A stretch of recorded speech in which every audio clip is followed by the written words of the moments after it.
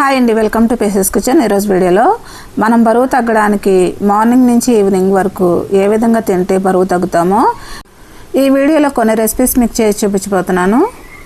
ముందు వీడియోలో చెప్పినట్లు ఒబిసిటీతో బాధపడేవారు, బరువు తగ్గాలనుకునే వారికి నేను చూపించిన కొన్ని రెసిపీస్ చేసుకుని తింటే ఈజీగా నెలకి 5 కేజీలు తగ్గుతారండి. ఇది రెండో రోజు డైట్ రెసిపీస్ అండి. మరి రెండో రోజు డైట్ రెసిపీస్ ఏ విధంగా తయారు చేయాలో దీని ప్రాసెస్ ఏంటి వీడియోలోకి వెళ్ళి చూసేయండి.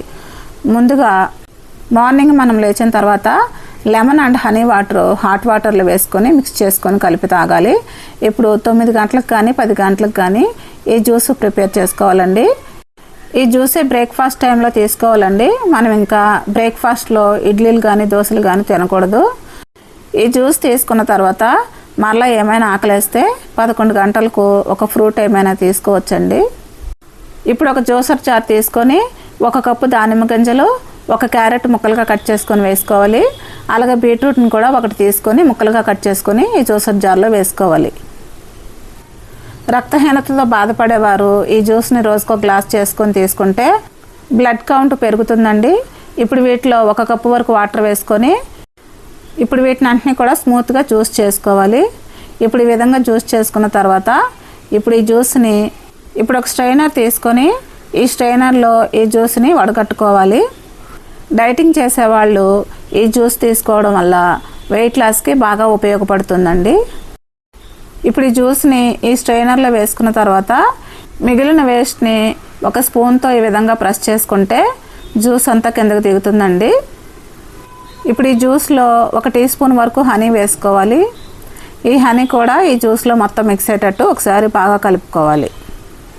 అంతేనండి, మార్నింగ్ బ్రేక్ఫాస్ట్కి జ్యూస్ రెడీ అయిపోయింది.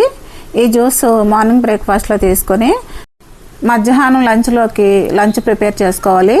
ఇప్పుడు ఒక ప్రెషర్ కుక్కర్ తీసుకొని రెడ్ రైస్ 1 గ్లాస్ వరకు నేను తీసుకున్నానండి. ఇవి రెడ్ రైస్ అండి. ఇప్పుడు ఈ రెడ్ రైస్ని 1 గ్లాస్ వరకు తీసుకొని ఈ ప్రెషర్ కుక్కర్లో వేసుకోవాలి.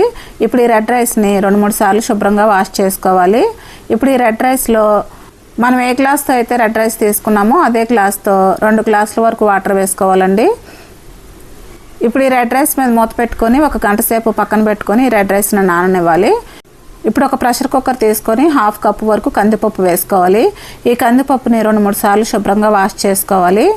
ఇప్పుడు ఈ కందిపప్పులో ఇప్పుడు ఒక పెద్ద కట్ట మెంతికూరని తీసుకొని ఈ మెంతికూరని 2-3 సార్లు శుభ్రంగా వాష్ చేసుకొని ఈ మెంతికూరని కట్ చేసుకొని ఈ పప్పులో వేసుకోవాలి. ఈ మెంతికూర మనకి ఒంటికి ఎంతో చలువ చేస్తుందండి. అలాగే ఈ మెంతికూరలో ఐరన్ శాతం కూడా ఎక్కువే ఉంటుంది. అలాగే దీనిలో ఒక మీడియం సైజు ఉల్లిపాయను కట్ చేసుకొని వేసుకోవాలి. అలాగే 3 పచ్చిమిర్చిని కూడా కట్ చేసుకొని వేసుకోవాలి. 2 టమోటాలు కూడా కట్ చేసుకొని వేసుకోవాలి. 1/2 టీ స్పూన్ పసుపు, 1 టీ స్పూన్ కారం వేసుకోవాలి. అలాగే దీంట్లో 2 గ్లాసుల వరకు వాటర్ వేసుకోవాలి. ఇప్పుడు వీటిని అన్నింటినీ కూడా మొత్తం మిక్స్ అయ్యేటట్టు ఒకసారి బాగా కలుపుకోవాలి. ఈ విధంగా బాగా కలుపుకున్న తర్వాత ఇప్పుడు ఈ ప్రెషర్ కుక్కర్ మీద మూత పెట్టుకొని విజిల్ పెట్టుకోవాలి. ఇప్పుడు ఈ పప్పు మెంతుకొని స్టవ్ మీద పెట్టుకొని 5 విజిల్స్ వచ్చేంత వరకు ఈ పప్పు మెంతుకొని ఉడికించుకోవాలి. ఇప్పుడు మనం గంట ముందు నానబెట్టుకునే రెడ్ రైస్ని ఇప్పుడు ఉడికించుకోవాలండి. ఇప్పుడు ఈ ప్రెషర్ కుక్కర్ మీద మూత పెట్టుకొని విజిల్ పెట్టుకోవాలి. ఇప్పుడు ఈ రెడ్ రైస్ని స్టవ్ మీద పెట్టుకొని 5 విజిల్స్ రానివ్వాలి. ఇప్పుడు ఈ పప్పు మెంతికూర ఉడికిందండి. ఈ ప్రెషర్ కుక్కర్ని పూర్తిగా చల్లారనిచ్చి మూత తీసుకోవాలి. ఈ పప్పు మెంతికూరలో రుచికి తగినంత సాల్ట్ వేసుకోవాలి. ఈ పప్పు మెంతికూరని 1 గరిటె తీసుకొని ఈ గరిటెతో బాగా మ్యాష్ చేసుకోవాలండి. ఈ విధంగా మ్యాష్ చేసుకున్న తర్వాత ఈ పప్పు మెంతికూరలో 1 నిమ్మకాయ సైజు అంత చింతపండు తీసుకొని కొంచెం సేపు ఈ చింతపండుని నానబెట్టుకొని ఈ చింతపండు రసాన్ని ఈ పప్పు మెంతికూరలో వేసుకోవాలండి. ఈ పప్పు మెంతికూర మరీ తిక్గా కాకుండా కొంచెం పలచగా ఉంటే బాగుంటుందండి.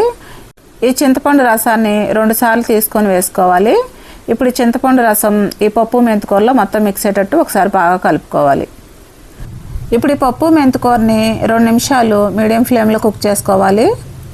ఇప్పుడు 2 నిమిషాలు అయిన తర్వాత ఈ పప్పు మెంతికూర బాగా ఉడికిందండి. ఇప్పుడు ఈ పప్పు మెంతికూరలోకి తాలింపు వేసుకోవాలి.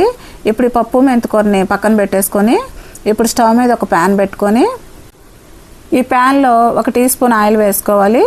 ఈ ఆయిల్ హీట్ ఎక్కిన తర్వాత ఒక 6 వరకు వెల్లుల్లి రేకలు వేసుకోవాలి.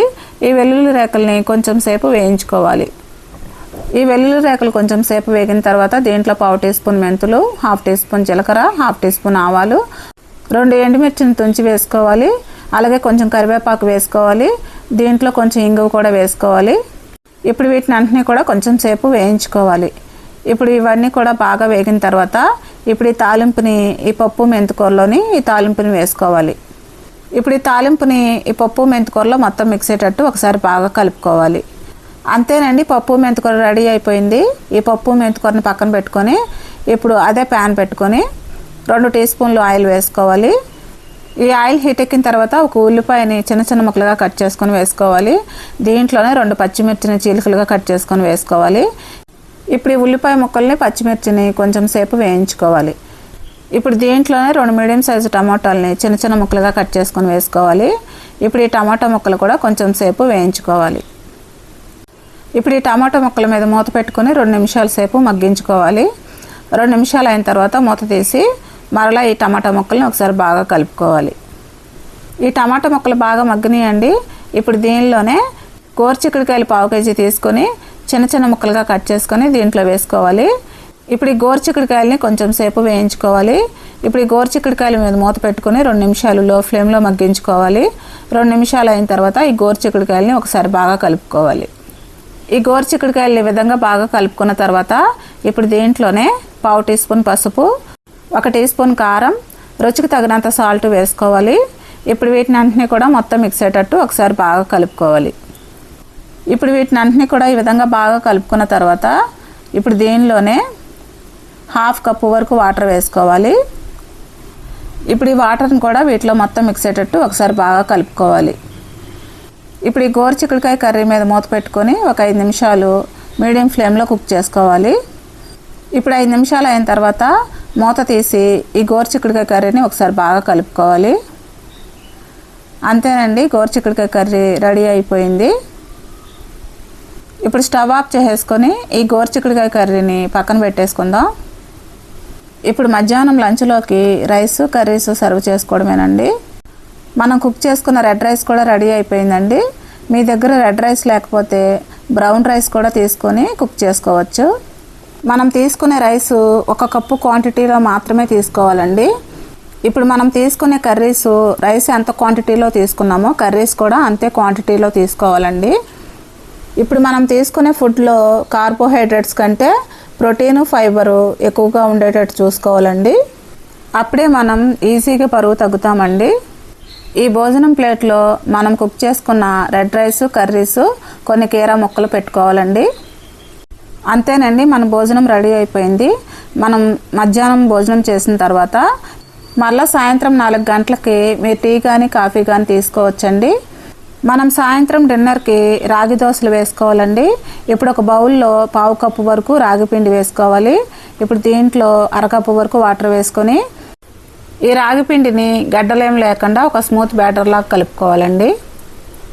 ఈ రాగి పిండి బ్యాటర్లో సాల్ట్ వేసుకొని అవసరం లేదండి, ఎందుకంటే మనం తీసుకునే కర్రీస్లో సాల్ట్ ఉంటుంది కాబట్టి. ఇప్పుడు ఈ రాగి పిండిని పక్కన పెట్టుకొని స్టవ్ మీద ఒక ప్యాన్ పెట్టుకొని ఇప్పుడు ఈ ప్యాన్ మీద కొంచెం ఆయిల్ వేసుకొని టిష్యూ పేపర్తో తుడిచేసుకోవాలండి. ఇప్పుడు మనం రెడీ చేసుకున్న రాగి పిండిని 1 గరిటె వరకు తీసుకొని పెనమంతా స్ప్రెడ్ చేసుకోవాలి. ఈ రాగి దోశ మీద 1/2 టీ స్పూన్ ఆయిల్ వేసుకొని ఈ రాగి దోశని 1 నిమిషం మీడియం ఫ్లేమ్లో కుక్ చేసుకోవాలి. 1 నిమిషం అయిన తర్వాత రెండో వైపుకి ఈ రాగి దోశని తిప్పుకోవాలి. ఈ రాగి దోశని రెండో వైపు కూడా 1 నిమిషం మీడియం ఫ్లేమ్లో కుక్ చేసుకొని ఒక ప్లేట్లోకి తీసేసుకోవడమేనండి.